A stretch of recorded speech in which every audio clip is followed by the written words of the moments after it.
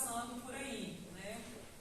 E agora é obrigatório. Então, a Ana Guerra vai apresentar sobre as influências coloniais sobre o ensino e aprendizagem de línguas no Brasil.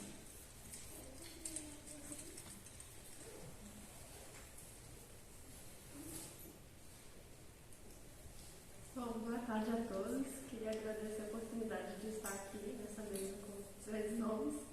E também dizer que acho que vai ter muita relação com a pergunta do João, que suscitou tanta coisa para a gente dialogar, porque eu vim falar sobre a minha pesquisa de iniciação científica junto aos meus colegas de graduação com a orientadora Lenda Jucá. Então, nós pesquisamos um pouco sobre as influências coloniais sobre o ensino e aprendizagem de línguas. Então, enquanto a Erika falou da cultura, aqui a gente focou mais sobre a questão do ensino e aprendizagem de línguas, e vocês vão ver que uma pesquisa dialoga com a outra. E aqui nós mostramos outras questões que vão complementar uma outra. Infelizmente, meus colegas não puderam estar aqui, mas elas são Isabela Nazário e Thaís Neubauer, e eu sou a Ana Guerra, como fui apresentada, minha orientadora, a Lenda Jucá. Bom, os objetivos da nossa pesquisa de iniciação científica foram investigar a existência de influências coloniais no ensino e na aprendizagem de línguas no Brasil, ou seja, será que existem essas influências? E se existem, a gente precisa identificar quais são e esclarecer a relação com a colonialidade do poder. Já vou explicar o que é isso. E aí nós também falamos sobre os métodos que precisamos fazer durante a pesquisa. O primeiro ponto foi fazer uma revisão da literatura da área. Então, nós lemos bastante textos teóricos e também fizemos discussões, na época virtuais, né, durante a pandemia, e narramos nossas próprias experiências como professoras de línguas. Eu pulei lá no outro slide, mas eu sou professora de inglês em formação. A Isa é também professora de inglês e a Thaís é professora de francês em formação. Então, após essas narrativas, nós também analisamos o que poderia ser encontrado ali de comum entre isso, né? Quais são as influências que a gente via através das nossas próprias narrativas. Para a gente começar a falar sobre isso, eu acredito que seria fundamental entender o que é colonialismo e colonialidade. A gente já teve uma belíssima introdução com o trabalho da Olivia e da Erika, mas eu gostaria de revisitar porque é realmente muito importante para poder entender o todo. O colonialismo, ele é especificamente sobre o período histórico em que um país se enxergava como um dono do outro, né? Então, um país era colocado como propriedade do outro. A colonialidade seriam os efeitos e as desigualdades existentes até hoje na nossa sociedade por causa desse período. E uma belíssima fala da Rita Von Hunt fala sobre a atualização dessa ferida colonial, que ela sempre encontra uma nova forma de se abrir e sangrar. Então, aqui, a nossa ferida colonial se refere especificamente ao ensino e aprendizagem de línguas, mas existem diversas outras. Então, a colonialidade se refere muito a essa relação de superioridade e inferioridade. Como eu falei, no colonialismo, tinha muita questão de países, raças, e até hoje, na colonialidade, se refere a raça, gênero, sexualidade, religião e classe. Então, todas essas categorias, né, entre aspas, são colocadas como uma superior e a outra inferior, dentro desse aspecto de colonialidade. Nossa pergunta de pesquisa foi: a colonialização ou o colonialismo exerce efeitos ou influências sobre o ensino e a aprendizagem de línguas no Brasil? Se sim, quais e de que maneiras? Aqui, através da revisão de literatura, nós identificamos, pelo linguista Pennycook, que sim, existem essas influências, porque elas se reproduzem através da colonialidade. Então, isso tudo ainda sobrevive até hoje. Mais especificamente falando sobre a colonialidade do poder, ela se expressa através do controle da economia, da autoridade, da natureza, dos recursos naturais, do gênero, da sexualidade, da subjetividade e do conhecimento. Quando a gente fala sobre ensino e aprendizagem de línguas, está muito relacionado a isso tudo, mas no nosso trabalho, né, a gente fala mais especificamente sobre subjetividade e conhecimento. Aqui, para vocês entenderem melhor a relação com o ensino de línguas, eu trouxe o Círculo Concêntrico de Cachuru, que fala especificamente sobre o inglês, sobre a dinâmica com que funciona os falantes de inglês. Na nossa visão colonial, né, nós teríamos os países do centro, que seriam os tais dos falantes nativos, que nós conhecemos muito bem como os Estados Unidos, a Inglaterra, e eles ditam as normas de como se fala inglês. Já os países do círculo exterior são os países que têm o inglês como língua oficial, como a Nigéria e a Jamaica, mas eles não ditam normas, eles seguem e desenvolvem essas normas. O Brasil ele já está imerso no Expanding Circle, é um círculo em expansão. Por quê? Aqui nós aprendemos inglês, mas não temos ele como língua oficial, nós ainda enxergamos como a língua do outro. Tanto que nas escolas nós aprendemos inglês como língua estrangeira. Então, a Jordão traz aqui pra gente a dualidade que é a gente enxergar o inglês como a língua do outro, mas ao mesmo tempo sermos forçados a aprender inglês para poder conquistar contato com o mundo inteiro. Aí, o Kumara Vadivello fala muito sobre a questão dos países do centro. Como a gente já viu antes, são eles que ditam as normas a serem aprendidas e ensinadas. Então, o nosso papel como professor é exatamente questionar as normas que nós estamos ensinando. Para Kumara Vadivello também, a forma que o professor pode agir, né, que exerce maior controle, é o método com que ele ensina. Por quê? O método, ele, em sua grande maioria, ele é criado no centro, porque é o centro que ditam as normas. E aqui, nós tendemos a reproduzir sem olhar o nosso próprio contexto. Além disso, o método vai ditar o currículo de ensino, os materiais que usamos, os testes de proficiências que precisamos fazer enquanto professores e falantes de inglês, e também o treinamento que nós passamos durante toda a nossa carreira. Então, as influências coloniais que podemos identificar são principalmente a questão do método que eu falei, que são gerados pelos países do centro, e principalmente, né, os falantes nativos do inglês do Ocidente, e a questão de que os materiais produzidos no nosso próprio país não são facilmente aceitos pelos nossos próprios alunos ou pelas nossas próprias escolas, porque sofrem uma discriminação e foram colocados em um local de subalternidade por não sermos falantes nativos do inglês, não usarmos como língua materna. Além disso, tem a questão de que nós, professores de inglês, não nos sentimos confiantes o suficiente para criarmos nossos próprios materiais. Então, o Kumara Vadivello sugere que nós devemos ir além desses discursos bem arraigados encontrados na literatura profissional, porque chegou a hora de questionar e verificar isso. Trouxe primeiramente um exemplo de fora para vocês perceberem melhor como que é essa influência colonial nas nossas vidas.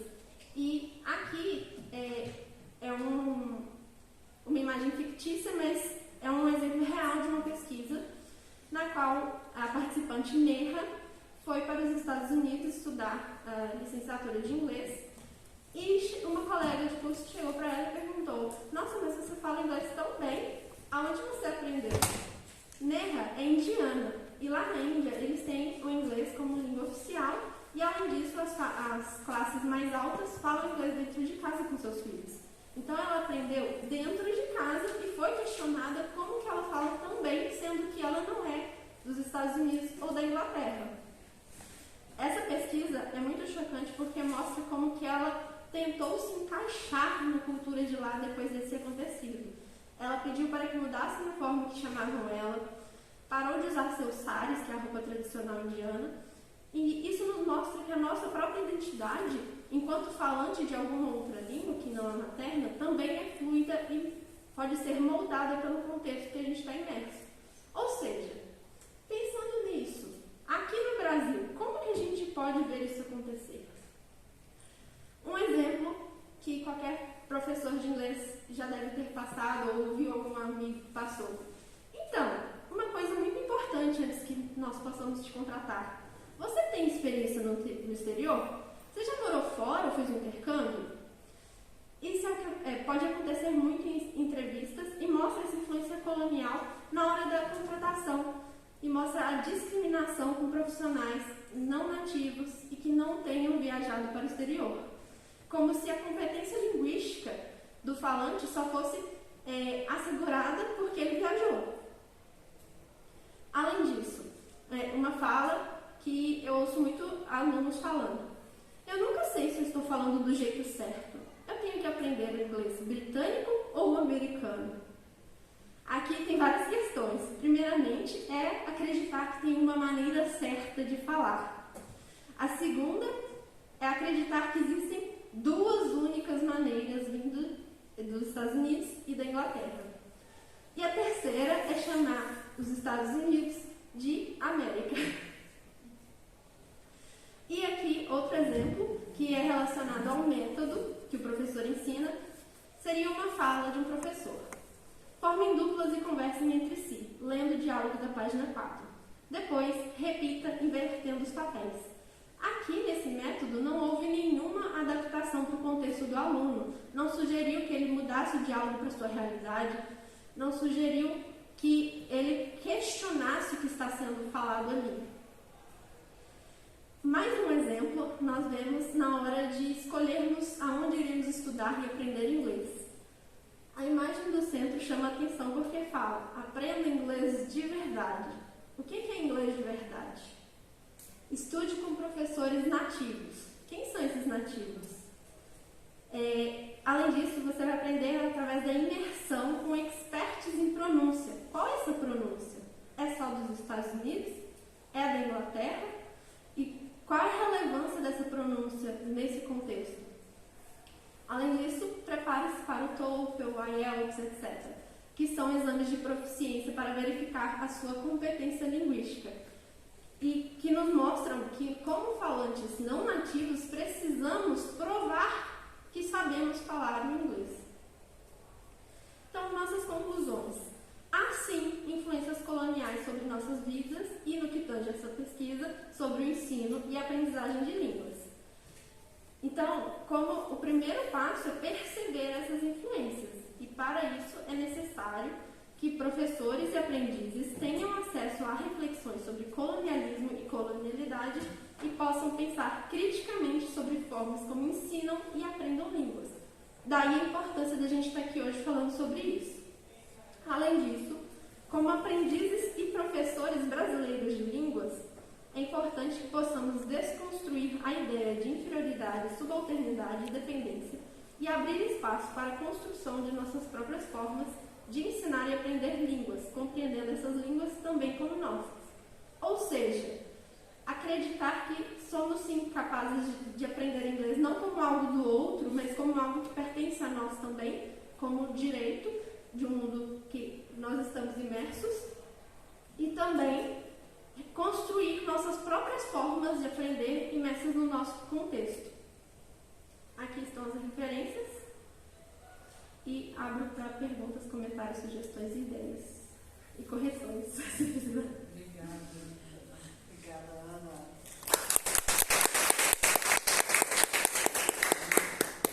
Temos aí uma complementação da apresentação anterior, ou das apresentações. Quem quiser fazer alguma pergunta, algum comentário, pode ficar à vontade.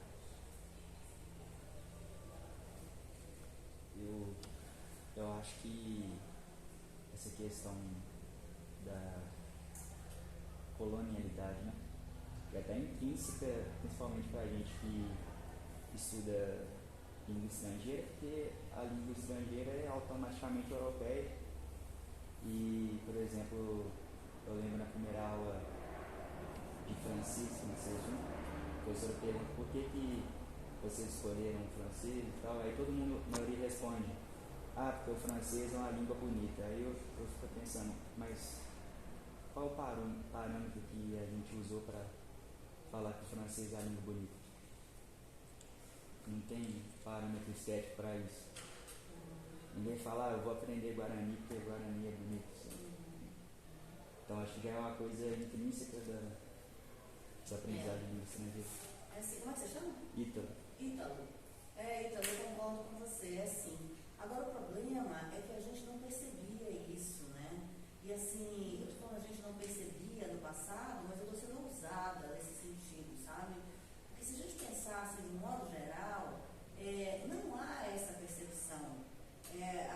Essa percepção ela começa a crescer, digamos assim, a gente começa a ter um pouco mais de alcance, né? Mas se você olhar para o Brasil como um todo, a gente continua ensinando línguas de forma bem colonizada, né? Bem colonizada mesmo. Olha aí, essa propaganda que a Ana trouxe é de um curso de idiomas que está aí, assim, bombando, né? E as pessoas querem o falante nativo como professor. Aí elas se esquecem de perguntar assim, poxa vida, mas se o norte-americano, né, o estadunidense, é considerado falante nativo, por que a Neha, aquela moça que nasceu lá na Índia, não é considerada nativa se inglês é a língua oficial do país? Né? De onde vem esse conceito de nativo? Esse conceito de nativo é definido a partir de que parâmetros? Né? Porque não são linguísticos, certamente não. Né? Assim, então, que parâmetros são esses? Né? Se eles são políticos, então, assim, quais são os interesses políticos que tem na definição de um parâmetro, né, para que a gente entenda o que significa ser falante de uma língua? Né? Então, assim, é todo um raciocínio que a gente não faz. Então, as pessoas estão buscando. Se você hoje perguntar para um aluno, você vai aprender espanhol? Você prefere aprender espanhol com um aluno da graduação Letras Espanhol? Ou você prefere aprender com alguém lá da Catalunha? O aluno vai dizer, eu prefiro um catalão. Né? Embora o catalão talvez nem fale espanhol.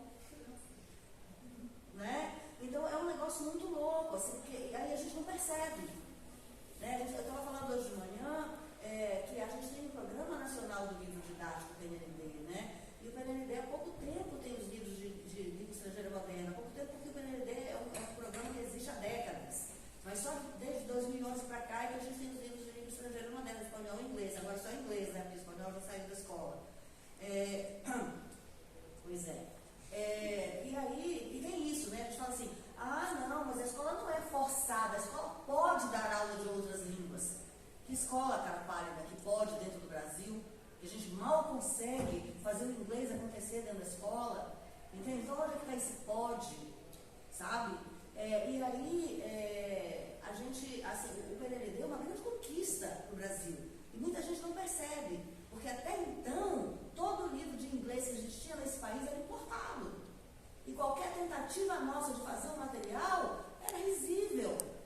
Né? Porque as pessoas dizem, imagina, quem é você para escrever um livro didático?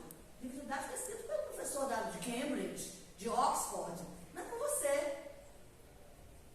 Né? Então isso está tão arraigado que a gente não percebe. Né? Então, assim, eu concordo com você, é intrínseco, né? Como você vai usar a tua palavra. Porém, a percepção é que não se dá. Né? E é justamente isso que a gente está trabalhando. Né? Assim, eu considero a educação decolonial uma educação que vai nessa direção, na direção da percepção. Né? De novo, o que nós vamos fazer com isso? Como é que nós vamos tratar isso depois que a gente percebe? Eu não sei, nós estamos tentando trilhar, fazendo ensaios. Né? Mas a nossa ideia aqui da pesquisa é justamente pegar essas falas e outras mais, inclusive se vocês quiserem contribuir com a pesquisa, vocês são todos muito bem-vindos, porque a gente gostaria de explicar para as pessoas por que quando você pede um professor nativo, isso é uma influência colonial. Entende? Por que quando você acha que um livro importado é melhor do que um livro feito no Brasil, essa é uma influência colonial? Entende? Por que quando você vira para os seus alunos e diz, sentem pares aí, bora fazer essa atividade, né, que é sobre a comparação entre Londres e Paris, né? E o aluno nunca nem foi ali em Betim. Sabe assim? Né? Por que isso é colonial? Então, essa é a nossa intenção. A Ana apresentou a primeira fase da nossa pesquisa. Agora vamos partir da segunda, que é essa. Né? É assim, é coletar esses pensamentos das pessoas, essas demandas, né? E contar para elas, olha, isso é colonial. Isso é uma herança colonial. Por quê? E aí explicar por quê que é uma herança colonial. Essa é a nossa ideia. Né? Então, agora virá a segunda fase. Por favor, contribua conosco.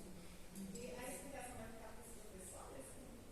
A gente quer, assim, a gente está pensando ainda em como colocar isso, a publicar isso, Stephanie, mas talvez, assim, ou, eu estava até comentando com a Ana, né? A gente podia fazer ou um e-book, ou colocar no Instagram, sabe, fazer uma coisa, assim, aquelas pílulas do Instagram, sabe, assim, umas coisas assim, né? Uma coisa que seja acessível para as pessoas, sabe, assim, se descubra um aprendiz de línguas colonizado, sabe, assim, um professor de línguas colonizadas, porque a gente não sabe, a gente nem sabe que a gente é.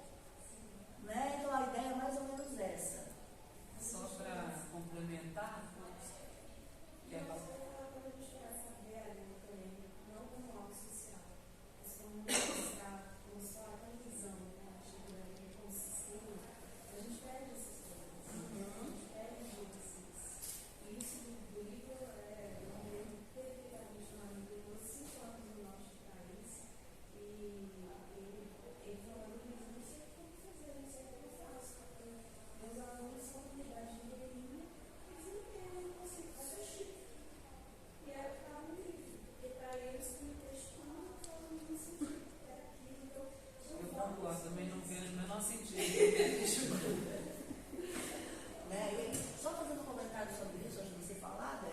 É que, tipo assim, veja como é que a gente pode ainda contribuir para uma formação docente que faz dos nossos futuros professores dependentes. Entende? Né? Era hora, já é passada a hora da gente contribuir para uma formação docente que torne a todos nós pessoas autônomas, que nos dê autonomia para a gente poder decidir o que fazer e como fazer. Né? Eu posso assim, se eu estou numa situação dessa, eu estou recebendo de dados, jogo ele fora. E veja, isso daqui não serve para mim. Veja, eu tenho diante de mim uma outra comunidade, outras pessoas para as quais isso aqui não faz o menor sentido. Né? Mas ao invés disso, a gente fica fazendo, né, uma formação. Exatamente. Né? Então, é o professor pesquisador, porque a gente tem que ser. Tenho trabalhado para isso. A gente não deixa de estudar, a gente tem aluno para ser. Isso aí. Só para comentar, Ítalo, né, quando você fala assim que as línguas que a gente tem como opção para estudar como língua estrangeira são línguas europeias, né? O português também é língua europeia, né? Não podemos esquecer disso. E sobre essas questões das escolas, né? Como que as escolas usam a propaganda, a mídia, inclusive para inculcar essas coisas nas cabeças dos alunos. Ó, venha para cá, porque aqui você vai aprender o inglês de verdade, ou você vai aprender de verdade, né? Eu fiquei na dúvida se de verdade era aprender de verdade ou inglês de verdade, né? Então, assim, tem o trabalho da Patrícia Costa Leite, né? Vamos correr para dominar a língua, e por aí vai, né? Então, assim, vendem aquela commodity, né? Que eles nem têm, né? Então, o que é isso? E aí eu estava me lembrando de quando eu dava aula em escola de língua, né, em curso livre, eu trabalhei numa escola muito famosa aqui em Belo Horizonte e tinha um certo incentivo para que a gente se especializasse, né? Então, quando eu vim para Belo Horizonte, eu já tinha graduação em inglês e logo que eu cheguei eu fiz a especialização na PUC. Quando eu fui dar aula nessa escola, então eu já tinha a graduação e a especialização. Aí eu tinha 1% a mais do meu salário pela graduação, 2% pela graduação e 1% a mais pela especialização. Então, no final do mês, eu ganhava 3% a mais por causa tanto da graduação quanto da especialização. E a gente tinha um colega que era nativo. Aí ele tinha 5% a mais no salário do mês. Né? E Aqui Deus, ele era da engenharia. Eu realmente não sei, nem sei de que área que ele era, mas me revoltava Só de saber que uma pessoa que não tinha nenhuma formação para o ensino, né, nenhuma formação educativa, ganhava 5% a mais só porque caiu de paraquedas, né? A cegonha derrubou ele lá na Inglaterra. Né? Então, assim, mais um exemplo de uma... E todo mundo queria estudar com ele. Eu quero fazer inglês, eu quero fazer preparatório para o exame de Cambridge, não sei o quê, mas eu quero com fulano. Né? A fulana ali não me serve. Enfim, acho que a gente precisa parar, senão a gente não vai terminar hoje. São 3:10, eu proponho que a gente faça um intervalinho um pouquinho menor para a gente poder ter as outras 3 apresentações do